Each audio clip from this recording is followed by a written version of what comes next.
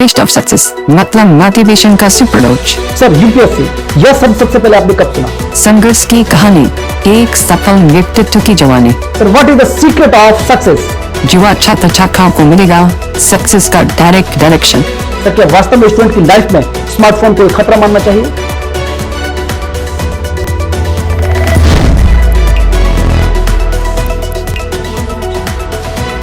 नमस्कार, आप देखना शुरू कर चुके हैं ऑपरेशन प्रो फाउंडेशन ट्रस्ट का शो टेस्ट ऑफ सक्सेस। जैसा कि शो के नाम से ही अंदाजा लगाया जा सकता है कि हम इस शो में सक्सेस के रियल टेस्ट की बात करने वाले हैं। आपके इस पसंदीदा यूथ ओरिएंटेड शो में मैं देवेंद्र कुमार एक बार फिर से आपका स्वागत करता हूं। दरअसल यह शो खासकर उन युवाओं को समर्पित है जो सपने तो बड़े बड़े देख लेते हैं, लेकिन बात जब उन्हीं सपनों को अचीव करने की आती है तो वे उन सपनों के अकॉर्डिंग एक शेड्यूल्ड हार्डवर्क करने से घबराते हैं।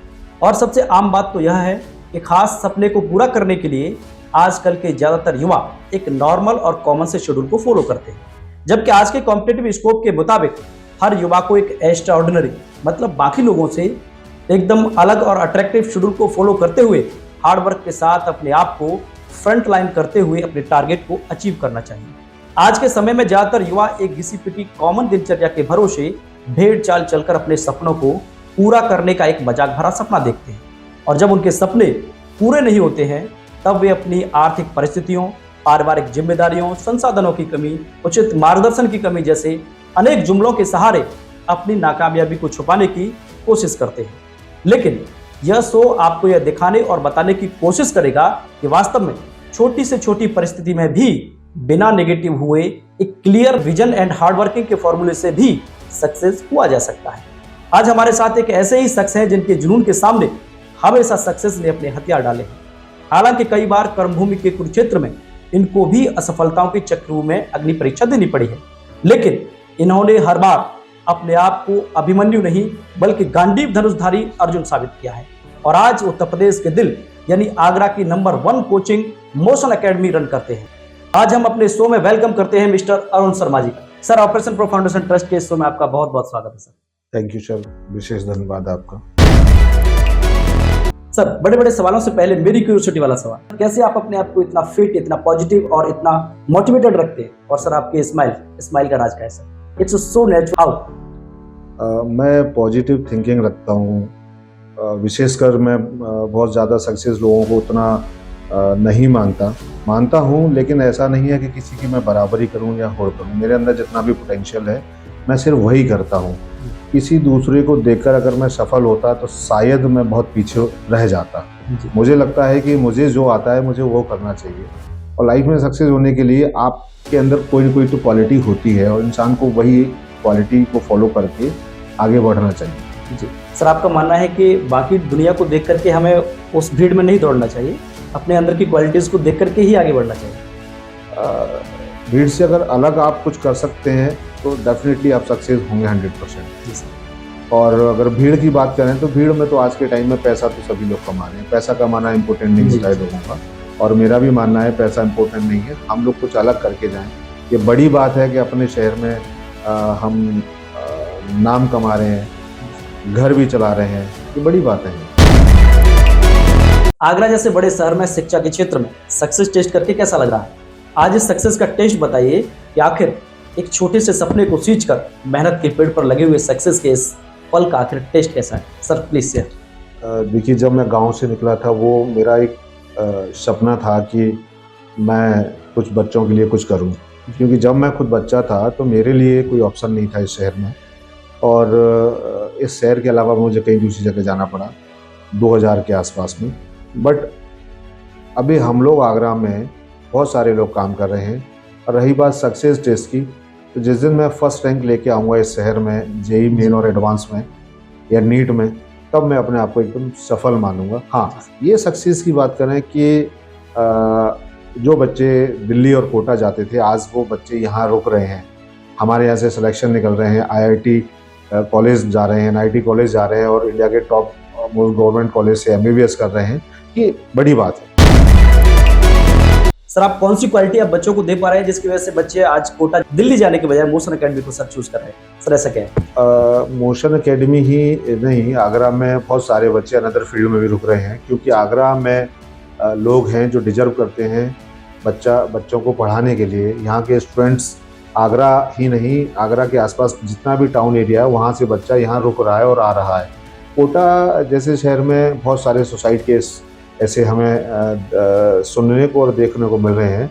बहुत नॉर्मल फैमिलीज़ के बच्चे एक सपना लेके कोटा जाता है और वहाँ वो सुसाइड कर लेता है। उसके कई सारे कारण हैं कि एक बैच में 200-250 बच्चा होता है, तो 200-250 बच्चों में पर्सनल अटेंशन नहीं रहती है।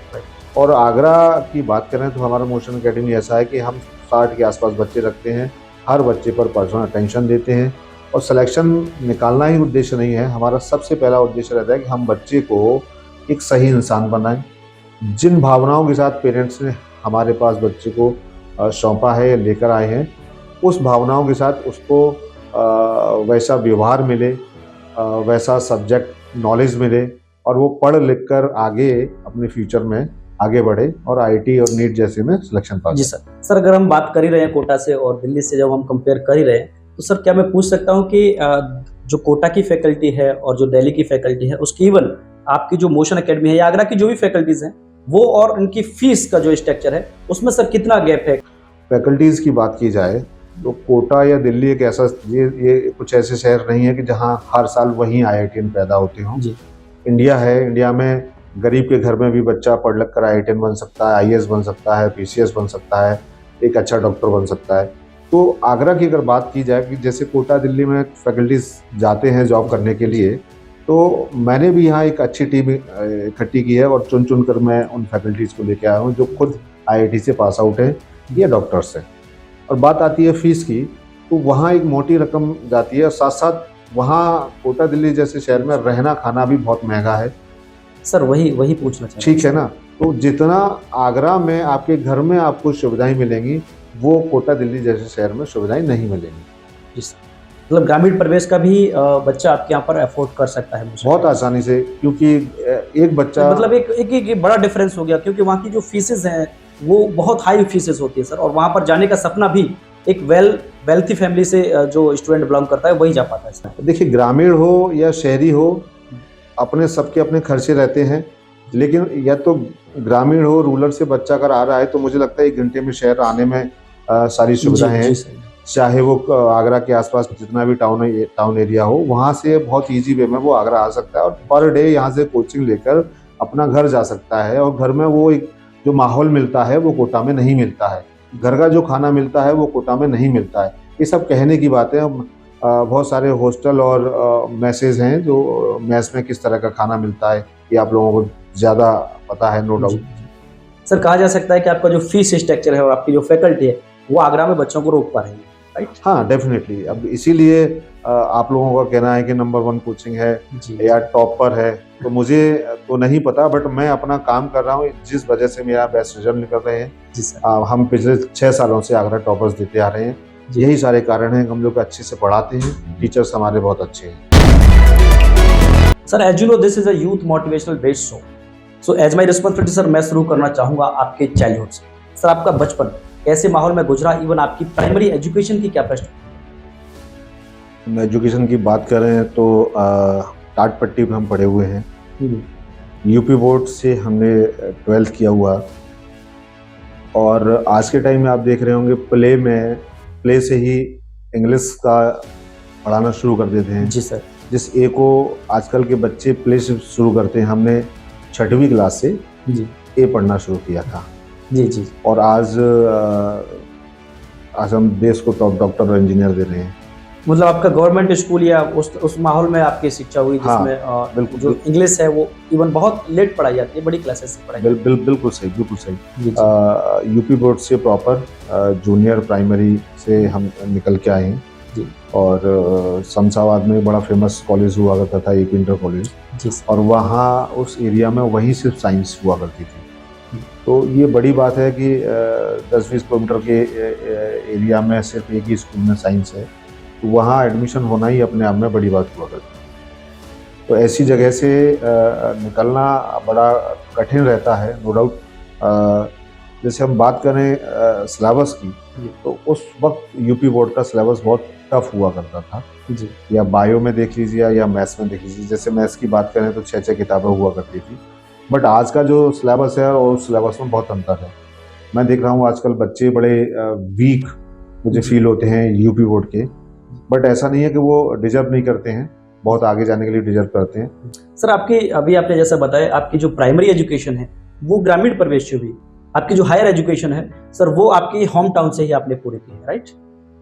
हाँ राइट। मैं बेसिकली उस समय हमें तो ये भी नहीं पता था कि इंजीनियरिंग फील्ड में जाना है या मेडिकल में फील्ड में जाना है, बट मेरे पिताजी चाहते थे कि मैं डॉक्टर बनूं, तो मैंने बायो सब्जेक्ट चूज़ किया एंड मेरा इंटरेस्ट जैसे मैथ्स में था।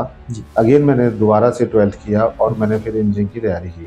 तो उस समय इंजीनियरिंग में जाने के लिए 2 परीक्षाएं हुआ करती थी, एक IIT और एक AIEEE जी। तो उस वक्त मैं AIEEE क्वालिफाई किया और मैंने कंप्यूटर साइंस से मैंने इंजीनियरिंग किया। सर इस शो को ऑपरेशन प्रो फाउंडेशन ट्रस्ट के यूट्यूब चैनल के अलावा सोशल साइट्स के जरिए लाखों युवा देखते हैं, जिसमें से कुछ स्टूडेंट्स लोकल यानी ऐसे गांवों से भी बिलोंग करते हैं जहां शिक्षा स्वास्थ्य के साथ साथ बिजली और पानी जैसी मूलभूत सुविधाओं की पहुंच भी अभी तक सुनिश्चित नहीं हो सकती। सर ऐसे परिवेश से आने वाले बच्चों के लिए आप क्या सुझाव या संदेश देना चाहेंगे सर प्लीज? जब हम निकल कर आ गए तो वो भी निकल कर आ जाएंगे जी। जिस वक्त जन्म हुआ था हमारा तो उस समय हमारे गांव में लाइट ही नहीं थी और मैंने, आप यकीन माने कि मैंने 10वीं तक अपने घर में लाइट ही नहीं देखी। हम लोग लालटेन और अर्गन से पढ़ा करते थे। तो ऐसा नहीं है कि जिन गाँव में लाइट और नहीं है तो वहाँ के बच्चे नहीं निकलते, मतलब लालटेन वाले बच्चे भी IIT और डेफिनेटली। मेरा एक स्टूडेंट है सचिन दीक्षित, वो उसके गांव में भी आज लाइट नहीं है और कच्ची रास्ता है, सड़क भी नहीं है और दैट टाइम अभी IIT BHU से इंजीनियरिंग कर रहा है। सर बचपन से आगे बढ़ते हुए अगला सवाल है, आपने अपने करियर को लेकर बड़ा डिसीजन कब लिया? मतलब आपका वो डिसीजन जिसमें आपने सोचा कि आपको इस फील्ड में फ्यूचर बनाना चाहिए या इस फील्ड को छोड़ देना चाहिए, इस तरह का निर्णायक फैसला आपने सर किस दौरान लिया? मतलब तब आपकी एज क्या रही होगी? मैं 12वीं के बाद बेसिकली मैं बहुत टॉपर रहा हूँ अपने स्कूल्स का जी सर। और जब मैं शहर में आया कि कोचिंग मुझे करना है, उस समय AIPMT और CPMT परीक्षाएं हुआ करती थी मेडिकल के लिए, MBBS के लिए। वो एंट्रेंस पास करके आप MBBS कर सकते हो। तो जब मैं शहर में आया तो यहाँ कई लोगों से मेरी मुलाकातें हुई और जब मुलाकातें हुई तो मुझे 2 लोग बहुत अच्छे मिले जो मेरे आज भी मेंटर हैं। जब भी मैं किसी परेशानी में होता हूँ हमेशा उनको याद करता हूँ। एक हैं प्रशांत सागर जो बड़े भाई और गुरुजी की तरह मैं मानता हूँ। दूसरे हैं मेरे बड़े भाई और गुरुजी की तरह अमित गोयल। दोनों ने मेरा काफ़ी ध्यान रखा और मुझे बताया एक्चुअली कि इंजीनियरिंग क्या है और मेडिकल क्या है। तो मेरा फिर उस समय ये निर्णय रहा कि नहीं, मुझे इंजीनियरिंग फील्ड में जाना है। तब मैंने दोबारा मैथ से 12th किया और उस समय AIEEE की परीक्षा क्रैक करके मैंने इंजीनियरिंग किया। तो ये बड़ा विशेष निर्णय था कि मेरे 12वीं तक तो हमको यही नहीं पता था कि इंजीनियरिंग क्या होता है और मेडिकल क्या होता है। आपको सही डिसीजन लेते लेते आपको 2 बार 12वीं यानी 12th करना पड़ा सर। जी जी जी। सर जैसा कि आप मोशन एकेडमी में हर रोज उन युवाओं से मिलते हैं जो UPSC सिविल एग्जाम्स की तरह ही शीर्ष इंजीनियरिंग स्तर के जॉइंट एंट्रेंस एग्जाम यानी JEE और IIT के सपने लेकर मोशन एकेडमी पहुंचते हैं। सर सवाल यह है कि आप इन स्टूडेंट्स में क्या स्पार्क देखते हैं? क्या आप मोशन एकेडमी में एडमिशन लेते वक्त उन बच्चों को जज कर पाते हैं जिनमें JEE और IIT जैसे एग्जाम्स को क्रैक करने की पोटेंशियल्स होती है? Sir please. देखिए इंडिया में तकरीबन 47 बोर्ड है जी सर, और 47 बोर्ड में गांव का बच्चा होगा, शहर का बच्चा होगा, अमीर का बच्चा होगा या गरीब का बच्चा होगा। कभी भी IIT ये नहीं देखता कि आप कहाँ से। IIT हमेशा ये देखता है आपको जाना कहाँ है। और मैं हमेशा बच्चों से कहता हूँ आप कहाँ से आए हो मुझे कोई फर्क नहीं पड़ता, आपको जाना कहाँ पर है वो बहुत इंपॉर्टेंट है। जी सर। तो 47 बोर्ड्स में से हर स्टेट का अपना एक बोर्ड है। हम अगर बात करें CBSE या ICSE या AP बोर्ड की, तो जो बच्चा हार्डवर्क कर सकता है, मेरे बहुत सारे ऐसे स्टूडेंट हैं जो एवरेज स्टूडेंट हुआ करते थे और वो IIT से BTech करके आज बहुत अच्छे पैकेजेस पर हैं। शुभम यादव नाम का बच्चा था जिसके 10th में 69% थे और 12th में 65% थे और वो IIT गुवाहाटी से BTech करके आज इंडियन गवर्नमेंट के लिए काम करता है। सर आप जिस तरीके से कोचिंग, क्योंकि हम लोग भी कोचिंग ओनर से बाकी लोगों से भी मिलते रहते हैं, तो उनको कभी अपने स्टूडेंट को इस तरीके से नाम नहीं लेते हुए देखा जिस तरीके से सर आप अपने स्टूडेंट का नाम, नॉट इवन आप सिर्फ नाम ले रहे हैं बल्कि उनकी परसेंटेज भी आप याद रखते हैं। तो सर इससे पता चलता है कि आप अपने मोशन एकेडमी को लेकर कितने सीरियस हैं। देखिए मैं होता क्या है कि पर्सनल अटेंशन जब रखा जाता है जी तो विशेष ध्यान तो रखना पड़ता ही है। जी सर। मैं अगर बात करूं, ऐसे कई सारे बच्चे हैं। आगरा का जैसे हम लोग बहुत टॉप स्कूल है, जी सेंट पीटर है, वहाँ का एक स्टूडेंट था जो बड़ा हताश होकर आया था, जी निशेष अग्रवाल। दैट टाइम अभी वो IIT दिल्ली से बीटेक कर रहा है। ग्रेट। सेम एक बच्चा था हमारे यहाँ, DPS स्कूल टॉपर था, और दिल्ली पब्लिक स्कूल, राइट? हाँ, दिल्ली पब्लिक स्कूल। शिवम, जो अभी JEE मेन में बहुत अच्छा परसेंटाइल लेकर आया है। तो बहुत सारे ऐसे बच्चे होते हैं जिन पर स्पेशली निगाह तो रहती है। राइट। वीक बच्चों पर भी रहती है, एवरेज बच्चों पर रहती है, क्योंकि हमारे बैच के जो साइज हैं वो बहुत बड़े नहीं होते। सर, आपका इतना फोकस देखकर मुझे आपके साथ इंटरव्यू करते हुए सर बहुत अच्छा लग रहा है, क्योंकि एजुकेशन ही एक वो हथियार है जिससे किसी भी देश को बहुत अच्छी चीजें दी जा सकती है। सर, आप उन बच्चों का मार्गदर्शन कैसे करते हैं जिनका बेसिक तो कमजोर होता ही है, साथ ही मोशन एकेडमी में मेहनत करने के बाद भी कोई खास फर्क नहीं आता? उस कंडीशन में आप क्या उस स्टूडेंट के गार्जियंस को साफ तौर पर यह बता देते हैं कि आपका बच्चा JEE या IIT के लिए बना ही नहीं, और आप अपने बच्चे की कोचिंग में ज्यादा पैसा बर्बाद न करें, या आप भी शिक्षा के हो चुके व्यवसायीकरण के लिहाज से इस तरह की गाइडेंस से कोई सरोकार नहीं रखते और आप सिर्फ उस स्टूडेंट को सिर्फ कोचिंग देते हैं, फिर चाहे उसका फ्यूचर कुछ भी हो? देखिए, बहुत सारे बच्चे, बहुत सारे गार्जियन ऐसे होते हैं जो अपने बच्चों में अपने सपने देखते हैं, और दूसरे बच्चे जब निकल जाते हैं तो वो भी सपने उन्हीं बच्चों में देखते हैं। बहुत सारे बच्चे ऐसे होते हैं जो मैथ या बायो के लिए बने ही नहीं हैं। तो ज़बरदस्ती आप एडमिशन किसी कोचिंग संस्थान में करा देंगे तो नो डाउट मेरा तो उनके लिए सजेशन रहेगा, और मैं बहुत सारे गार्जियंस को मैं मना भी कर देता हूँ कि आपका बच्चा उतना डिजर्व नहीं करता है, क्योंकि 9th-10th अगर अच्छे से नहीं हुई है उसकी, तो नो डाउट उसका बेसिक्स बहुत कमजोर होगा ही। राइट। ऐसे बच्चों को ऐसा नहीं है कि बायो या मैथ में ही आप बहुत अचीवमेंट कर जाएं। नो डाउट साइंस में बहुत अच्छा फ्यूचर है, लेकिन मैं ये कहता हूँ कि कॉमर्स में भी फ्यूचर है, आर्ट के अंदर भी फ्यूचर है। तो बच्चा जो पोटेंशियल हो, गार्जियन को भी ये देखना चाहिए आज के टाइम में कि आपका बच्चा कर क्या सकता है। जैसे कि मुझे पढ़ाना अच्छा लगता था, मैं कॉलेज टाइम से पढ़ाता था, आज मैं उस शौक को आज जीवन बना लिया, ज़िंदगी बना ली। लेकिन कई बार मुझे देखने को ऐसा मिलता है कि बहुत सारे गरीब बच्चे मुझे मिलते हैं जो पैसे देने के लिए बने ही नहीं, उनके पास उतने पैसे ही नहीं है। तो मैं हर साल 70-80 बच्चे पढ़ाता हूँ, और हर साल मैं कुछ ऐसे बच्चे अपने यहाँ से हटा भी देता हूँ जो डिजर्व नहीं करते हैं। जबरदस्ती उनसे फीस वसूलना मोशन एकेडमी का काम है ही नहीं। जी सर, ये सवाल इसलिए आपसे पूछा गया है क्योंकि आजकल देखा गया है कि शिक्षा का इस तरीके से व्यवसायीकरण हो चुका है जिसके बारे में कुछ भी कहना मुझे खुद पर्सनली गलत लग रहा है। लेकिन फिर भी सर, कुछ कोचिंग्स हैं जो बच्चे पर 3 साल 4 साल मेहनत करने के बाद भी बच्चे जब कहीं नहीं पहुंचते हैं तो भी उनको अगले अटेम्प्ट के लिए किसी तरह मार्केटिंग स्ट्रेटजी में उनको उलझा करके साल दर साल उनको अटेम्प्ट देने के लिए बिजी रखते हैं। लेकिन फिर भी वास्तविकता जैसा भी आपने बताया कि जो आर्ट्स के लिए बने हैं वो साइंस को क्लियर नहीं कर सकते, और ऐसे बच्चे आकर के अगर किसी दूसरे फील्ड में करियर बनाना चाहें तो डेफिनेटली वो नहीं जा सकते उसमें। लेकिन मार्केटिंग इस तरीके से की जा रही है सभी कोचिंग्स के अंदर कि सिर्फ और सिर्फ वहाँ पर बिजनेस को ध्यान में रखकर बच्चों को कोचिंग दी जा रही है। तो देखिए, हमारे यहाँ पिछले साल ही करीबन 47 स्टूडेंट ऐसे थे जो स्कूल टॉपर हुआ करते थे। जी सर। हैं, मतलब स्कूल टॉपर है, फर्स्ट टॉपर, सेकंड टॉपर, और आज वो हमारे कोचिंग इंस्टीट्यूट में पढ़ रहे हैं। लेकिन कुछ बच्चे उनके साथ में ऐसे भी बच्चे हैं जो एवरेज स्टूडेंट हैं। होता ये है कि जब टॉपर के साथ एक एवरेज बच्चा भी पढ़ता है तो वो नो डाउट ऊपर ही उठता है। राइट। और जिसको नहीं पढ़ना होगा वो साइंस को कभी हाथ भी नहीं लगाएगा, कभी टच भी नहीं करेगा। क्योंकि बहुत सारे कोचिंग वाले साइंस को पढ़ाते होंगे, लेकिन मोशन एकेडमी और मोशन एकेडमी की फैकल्टी साइंस को नहीं पढ़ाती है। साइंस को वो सिर्फ समझाती है, क्योंकि साइंस समझी जाती है, साइंस पढ़ी नहीं जाती है। सर, जहाँ तक यंग एज का सवाल है तो ऐसा माना जाता है यही वो एज होती है जिसमें एक स्टूडेंट के उस टर्न का पता चलता है जिससे उसका फ्यूचर मैटर करता है। सर, अपने यंग एज के बारे में कुछ बताएं। क्या आपने इस एज में अपने फ्यूचर को तवज्जो दी थी, या 12 फरवरी मतलब वैलेंटाइन डे को भी उस वक्त आपने अपनी जिंदगी के किसी हिस्से में जगह दी थी? 37 उस समय तो हमें बस ये था कि गांव से निकलना है, फैमिली का ध्यान रखना है।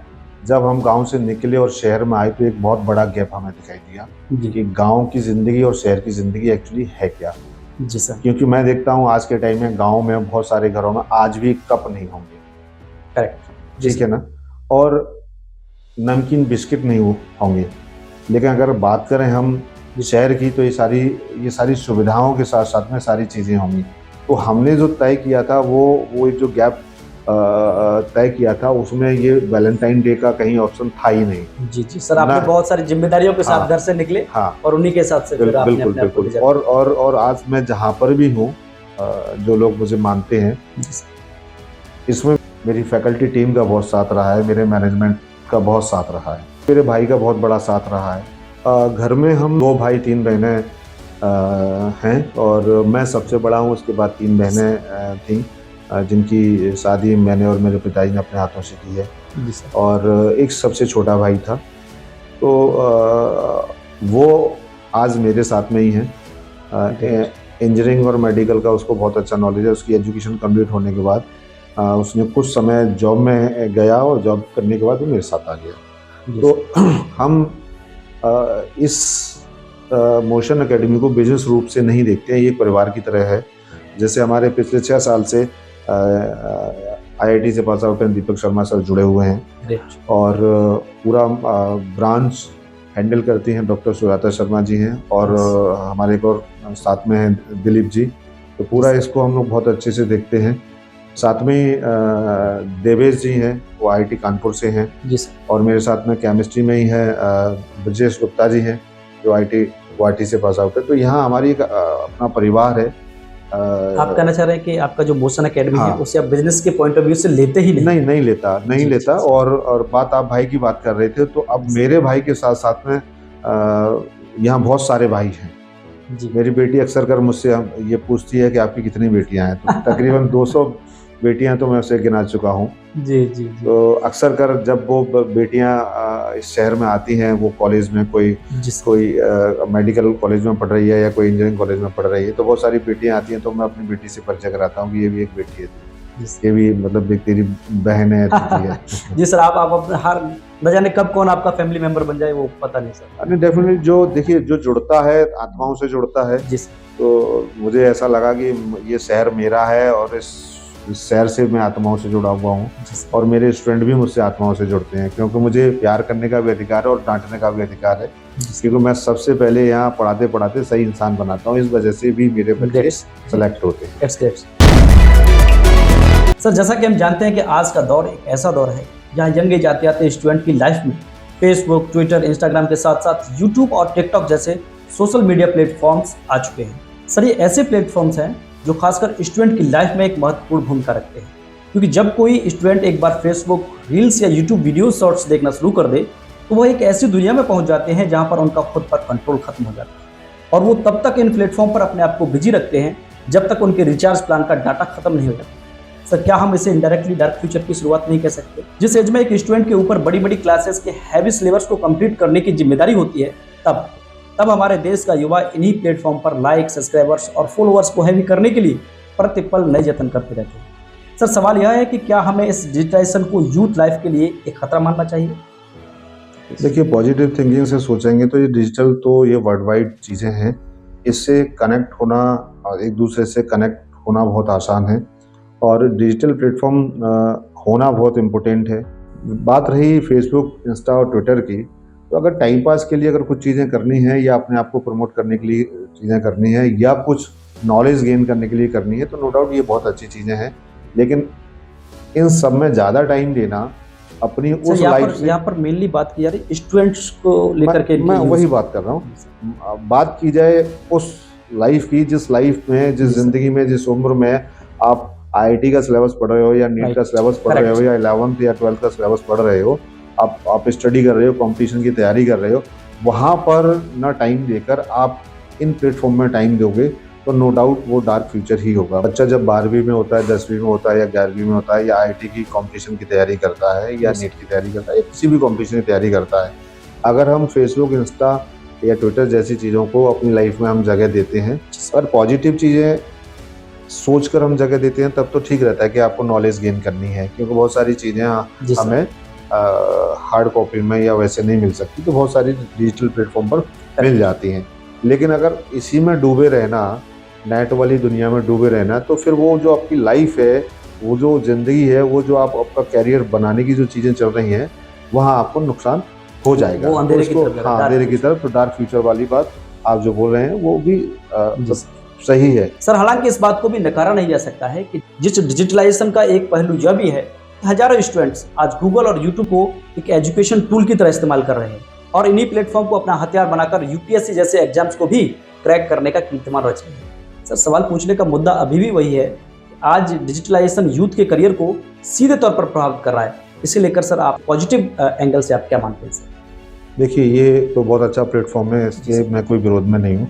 बट अगर हम अपना पर्सनली अगर हम लोग आईटी या नीट की तैयारी में जाएं तो ऑनलाइन मोड में हम सफल नहीं हो सकते, क्योंकि सेटिंग पावर नीट और आईटी की परीक्षा एंट्रेंस एग्ज़ाम देने के लिए सेटिंग पावर आपकी बहुत स्ट्रांग होनी चाहिए। आपके बहुत सारे डाउट्स हैं जो टीचर के आमने सामने ही ख़त्म होते हैं, ना कि ऑनलाइन में ख़त्म हो पाते हैं। तो ऑनलाइन प्लेटफॉर्म बहुत अच्छा है, नो डाउट, हम मना नहीं कर रहे। उसको सेल्फ स्टडी की तरह यूज़ किया जाए। हाँ, अगर आपको कुछ हेल्प लेना है तो आप यूज़ कर सकते हैं, लेकिन आप ये सोचो कि ऑफलाइन प्लेटफॉर्म पर आईटी और नीट की तैयारी ही संभव है, ना कि ऑनलाइन प्लेटफॉर्म पर। और यूपीएससी की बात करें तो नो डाउट कर सकते हैं। कहानियाँ पढ़ना आसान है डिजिटल मोड पर, लेकिन साइंस को पढ़ना मुश्किल है। सर, आपकी इजाज़त हो तो एक व्यक्तिगत सा सवाल पूछना चाहूँगा। जी जी, पूछिए। सर, अक्सर आपको सोशल मीडिया पर आपके दोस्तों के साथ देखा जाता है। हालांकि सभी सोशल मीडिया यूजर्स के लिए ऐसी पोस्ट करना एक आम बात है, लेकिन आपकी पोस्ट में कुछ खास लगता है, इसलिए इस व्यक्तिगत सवाल को इस इंटरव्यू का हिस्सा बनाया जाना जरूर लगता है। सर, अक्सर आपके सोशल मीडिया अकाउंट से पोस्ट देखने को मिलती है a photo with tagline happy birthday encounter specialist IPS mister Navneet Sikera जी।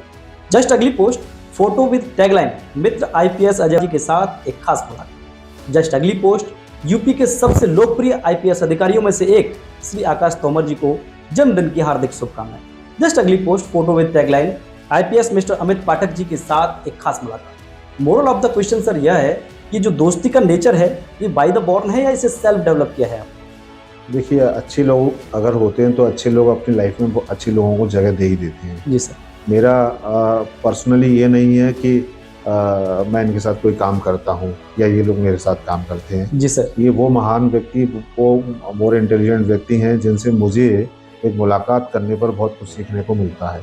जब आईआईटी निकालना, आईएएस निकालना इतना आसान उस वक्त नहीं था। इस वक्त हम आसान कह सकते हैं क्योंकि बहुत सारा डिजिटल प्लेटफॉर्म भी आ गया है। जब हम आईएएस का या आईटी का या नीट का तैयारी करने के लिए छोटे छोटे टाउन एरिया से बड़े बड़े शहर हम जाया करते थे, तो वो जो अनुभव है वो ऐसे लोगों के साथ ही मिलता है।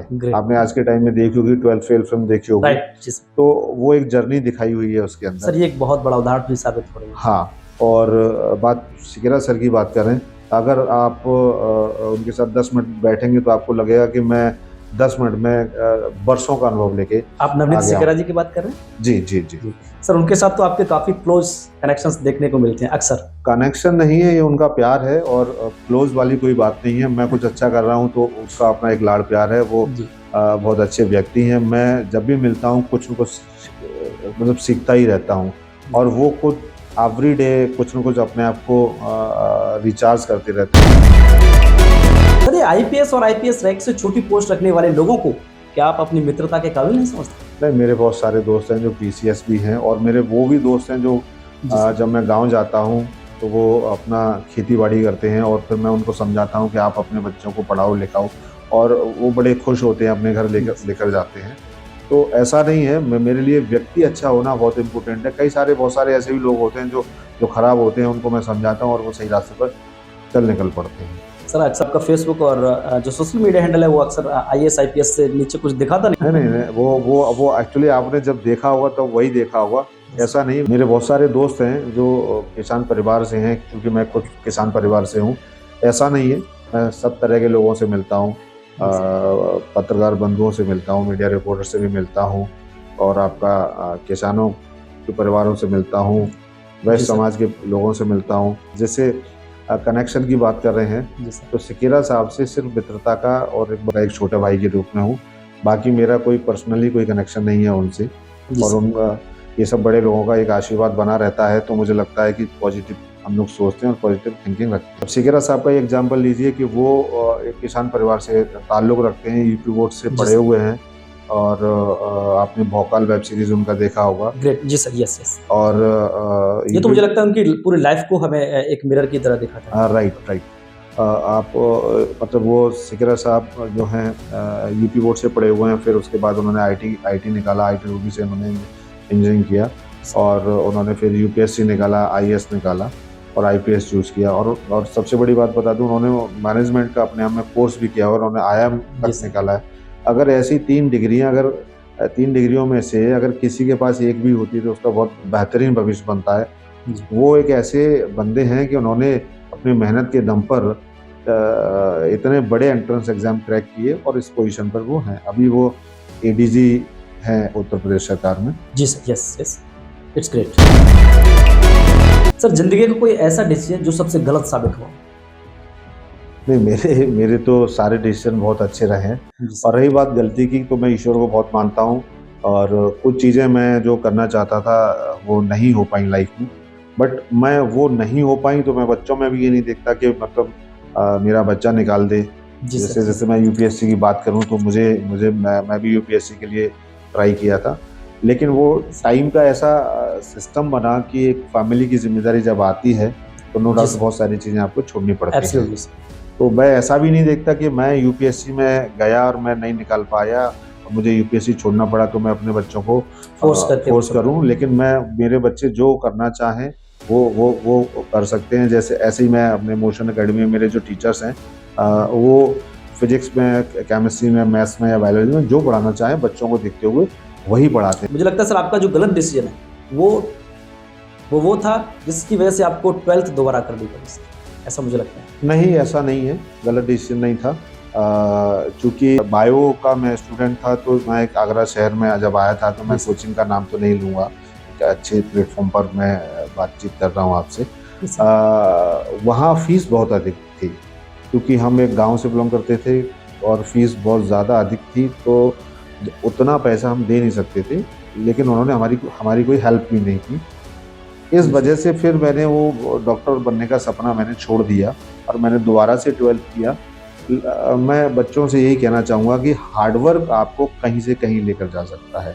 आज मैं जहाँ पर भी हूँ, या ये शहर मेरा पूरा परिवार है, इस शहर के बीच में मैं थोड़ा सा नाम बनाया हूँ, तो ये हार्डवर्क की वजह से है। सर, कोई ऐसी सिचुएशन जिसमें आपको खुद पर गर्व हुआ? हाँ, डेफिनेटली हर साल ऐसा फील होता है कि जिन बच्चों को मैं बिल्कुल फ्री ऑफ कॉस्ट पढ़ाता हूँ, जिनसे पैसा नहीं लेता, वो गांव देहात शहर के भी होते हैं, गरीब भी होते हैं, और वो बच्चे जब आईआईटी क्रैक करते हैं तो डेफिनेटली मुझे बहुत अच्छा लगता है और प्राउड फील होता है। कि मुझे लगता है कि ईश्वर ने मुझे शायद इसीलिए बनाया। जो रिजल्ट टाइम होता है एवरी ईयर, हाँ, वो जब आपके जो बच्चे आप दिल से इनको पढ़ाते हैं, वो जब क्रैक करते हैं तो आपको बहुत सारे बच्चे हैं, बहुत सारे बच्चे हैं। और मैं एक एग्जाम्पल भी देना चाहूँ तो, बिल्कुल सर, ऑफ कोर्स। एक मेरी स्टूडेंट थी फैजी मुर्तजा, और उसके फादर गुजर गए थे, उसका एक एडमिशन हुआ था हमारे यहाँ, तो फीस का एक छोटा सा हिस्सा जमा करके उन्होंने एडमिशन ले लिया था, और वो फिर आना बंद कर गई। तो जब मैंने पता किया तो मुझे पता लगा कि उस बच्चे के पिताजी गुजर गए हैं, और वो बेटी जो थी बहुत ही परेशान थी, रो रही थी। 10-12 दिन बाद मैंने बुलाया, फिर मैंने उसको समझाया कि बेटा तुम्हारे पापा का क्या सपना था कि डॉक्टर बनना, तो फिर अब डॉक्टर बनना है या नर्स बनना है? उस बच्ची के दिमाग में क्लिक नहीं, सर मुझे डॉक्टर बनना है। तो मेरे समझाने पर और मोटिवेट करने पर वो इतना मोटिवेट हुई, अभी इस समय MBBS कर रही है फतेहपुर से। तो बहुत सारी चीज़ें मैं फेसबुक या उस पर इंस्टा पर डाल देता हूँ, बस सिर्फ मोटिवेशन के मतलब से। इससे सर बोला जा सकता है कि आप जिस मोमेंट पे आप अपने आप को प्राउड फील करते हैं, वो मोमेंट आता नहीं, आप क्रिएट करते हैं। नहीं, मैं क्रिएट नहीं करता, वो मेरा काम है करना। और मेरी जो टीम है, जैसे अगर हम बात करें स्टूडेंट को मोटिवेट करने की, तो मेरे भाई हैं विशाल, वो भी बहुत मोटिवेट करते हैं। मेरी टीम है, फैकल्टीज़ हैं, वो मोटिवेट करते हैं। अगर कभी कभार कोई बच्ची ऐसी आ जाती है कि नहीं मैं नहीं कर सकता, तो हमारे यहाँ सुजाता मैडम है, वो उनको काफ़ी मोटिवेट करती है। तो हमारा जो काम है कि एक इस पहलू से लेकर दूसरे पहलू तक लेकर जाना। उस पहलू में मतलब एक नॉर्मल लाइफ से लेके हम IIT या मेडिकल फील्ड में बच्चे को पहुंचा देते हैं, तो वहाँ हमको लगता है कि हम प्राउड फील कर रहे हैं। ग्रेट। सर, शेयर बाजार की तरह आपकी जिंदगी का कोई ऐसे उतार चढ़ाव जिससे युवाओं को कुछ सीख मिल सके? हाँ, नो डाउट हर किसी की लाइफ में उतार चढ़ाव आते हैं। और जब मैं इस शहर में पहली बार कदम रखा था तो मेरे पास उतनी फीस नहीं थी कि मैं अपनी फीस किसी कोचिंग वाले को दे सकूं। ये मेरी लाइफ का बड़ा उतार चढ़ाव था। और आज ये है कि मैं बहुत सारे बच्चों की फीस माफ़ी कर देता हूं और मैं गरीब बच्चों को पढ़ा देता हूं। जब मैंने कोचिंग इंस्टीट्यूट स्टार्ट किया था तो कुछ लोगों की मदद से मैंने स्टार्ट किया था, मेरे पास उतना पैसा भी नहीं था। और आज ये शहर का नंबर 1 कोचिंग बन गया है। ये आप लोगों का कहना है। सर, कभी कभी जिंदगी में ऐसा वक्त भी आता है जब लगता है कि बस अब और नहीं चाहिए, अब इस जिंदगी को खत्म कर देना चाहिए। क्या आपने ऐसा कोई मोमेंट फेस किया है? मेरी लाइफ में अगर ऐसे मोमेंट आया या आए होंगे तो मैंने उनको अवॉइड ही किया है, क्योंकि मैं आगे देखता हूँ और पीछे देखता हूँ, साइड में नहीं देखता हूँ। क्योंकि ये जब ऐसी चीज़ें आती हैं तो मुझे लगता है कि आपको और मजबूत बनाती हैं। बट सर, ये आप इससे कैसे डील कैसे करते हैं? आप सर, एक बड़ा सवाल है, ये जिंदगी और मौत दोनों के बीच का सवाल है। तो सर, उस वक्त आप किससे मोटिवेशन लेते हैं कि आपको ये फैसला अवॉइड कर पाते हैं? मैंने बहुत सारे ऐसे लोग देखे हैं जो आप जैसे इसरो के साइंटिस्ट हैं, अध्यक्ष हैं के सिवान साहब जी, जो 12वीं तक चप्पल तक नहीं पहने थे, ये उन्होंने खुद कहा है। मेकर में शायद उन्होंने 10वीं या 12वीं की थी। ऐसे लोग इस लेवल पर पहुंच गए हैं तो हम तो उनके सामने कुछ भी नहीं है। तो रही बात डिप्रेशन की या लाइक सुसाइड जैसे चीज़ों की, तो मुझे लगता है कि आदमी को जीना चाहिए। इस दुनिया में अगर हमारा जन्म हुआ है तो कुछ करने के लिए हुआ है, कुछ अच्छा करने के लिए हुआ है, लोगों के चेहरे पर हंसी देने के लिए हुआ है। जी सर। तो मैं मोस्टली सच बोलता हूँ, झूठ नहीं बोलता हूँ। तो मुझे लगता है कि मेरी लाइफ में ऐसा कभी ना आया है और ना आने दूंगा। जी sir. Now we will start a fast track round question. इस राउंड के सभी सवालों के जवाब सर आपको बिना समय गंवाए सिर्फ 1 वर्ड यानी एक शब्द में देनी है। सर, स्टूडेंट का बेस्ट फ्रेंड क्या हो सकता है? माता पिता, टीचर और उनके सिर्फ 1 वर्ड सर, प्लीज चूज 1। जी, पेरेंट्स। सर, स्टूडेंट का दुश्मन क्या हो सकता है? स्टूडेंट्स का दुश्मन उसका टाइम पास होता है। हर छात्र का नजरिया सर कैसा होना चाहिए? पॉजिटिव होना चाहिए। स्टूडेंट का फोकस कहाँ होना चाहिए? फोकस सिर्फ टारगेट पर होना चाहिए। जी सर। एक अच्छे छात्र की पहचान क्या हो सकती है? Positive thinking. छात्रों का बेहतरीन टूल किट क्या हो सकता है? लाइफ में बिना टारगेट आप कुछ नहीं कर सकते। एक आदर्श स्टूडेंट को कैसा होना चाहिए? सिंपल लाइफ जीनी चाहिए। स्टूडेंट को छात्र जीवन में क्या नहीं छोड़ना चाहिए? अपने एम को। सर, एक स्टूडेंट को हमेशा क्या रखना चाहिए? एक टारगेट। सर, एक आइडियल स्टूडेंट का महत्वपूर्ण गुण क्या हो सकता है? उसकी अपनी पंक्चुअलिटी होगी। स्टूडेंट को सबसे ज्यादा प्रेफरेंस किसकी बात को देना चाहिए? पेरेंट्स। सर, एक सबसे आखिरी सवाल, सर आप ऑपरेशन प्रो फाउंडेशन ट्रस्ट के बारे में क्या सोचते हैं? सोचना नहीं है, मेरा कहना है कि आप लोग जो काम कर रहे हो, जी सर, एजुकेशन पर काम कर रहे हो, आपका अपना विजन है और आप हार्डवर्क की बात कर रहे हो, तो आपसे बड़ा हार्डवर्कर मुझे नहीं कोई लग रहा है कि 3-4 टॉपिक को लेकर आप इंडिया के लिए काम कर रहे हो। अच्छी बात है कि आगरा से आपने शुरुआत की है। मुझे लगता है कि इससे बड़ा हार्डवर्क और कुछ हो नहीं सकता। इस तरह का एक प्लेटफॉर्म क्रिएट किया है जो आज के युवाओं को प्रेरित करता है और मैं इस पूरी टीम को विशेष धन्यवाद दूंगा। नमस्कार दोस्तों, तो ये थे हमारे साथ अरुण शर्मा जी, जिन्होंने हमें और आपको बताने की कोशिश की कि हार्ड वर्क के ब्रह्मास्त्र से बड़ी सक्सेस को टेस्ट किया जा सकता है। आज के लिए इतना ही, मिलते हैं अगले एपिसोड में, तब तक के लिए शुक्रिया। दर्शक नामा में हम उम्मीद करते हैं कि आप अरुण शर्मा जी की जिंदगी व उनके द्वारा साझा किए गए उनकी व्यक्तिगत अनुभवों से आप मोटिवेट तो निश्चित रूप से हुए ही होंगे। साथ ही आपने यह भी महसूस किया होगा कि इंसान यदि ठान ले तो उसके सपनों को हौसलों के पंख खुद ब खुद लगाने ही पड़ते हैं। स्टूडेंट लाइफलाइन में आज कलाम साहब की कुछ गोल्डन लाइन्स है। कलाम साहब का कहना है कि अगर तुम सूरज की तरह चमकना चाहते हो तो पहले सूरज की तरह जलो।